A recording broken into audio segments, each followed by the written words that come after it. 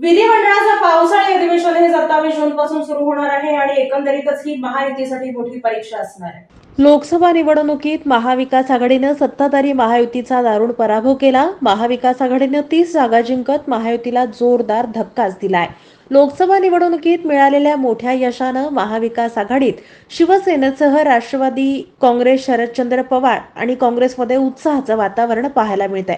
या पार्श्वभूमीवर विधिमंडळाचे पावसाळी अधिवेशन होत असल्यानं सत्ताधारी महायुतीसाठी ही अग्निपरीक्षाच असणार आहे। विधिमंडळाचं पावसाळी अधिवेशन येत्या 27 जून पासून सुरू होत आहे। विधिमंडळाचं अधिवेशन हे 10 जून पासून सुरू होणार आहे, पण हे अधिवेशन पुढे ढकलण्यात आलंय। आता विधिमंडळाचे हे अधिवेशन येत्या 27 जून पासून सुरू होत असून राज्यपाल रमेश बैस यांनी त्याची अधिसूचना जारी केली आहे। लोकसभा निवडणुकीचा निकाल आणि आगामी विधानसभा निवडणुकांच्या पार्श्वभूमीवर विधिमंडळाचे हे पावसाळी अधिवेशन होत आहे।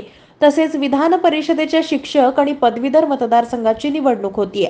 खास करून लोकसभा निवडणुकीत घवघवीत यश मिळाल्यानं महाविकास आघाडीची बाजू भक्कम झाली आहे। यामुळे विधिमंडळ अधिवेशनात सत्ताधारी भाजप, शिंदे गट आणि अजित पवार गट यांच्या महायुतीची कोंडी होणार आहे हे जवळपास स्पष्टच झालंय।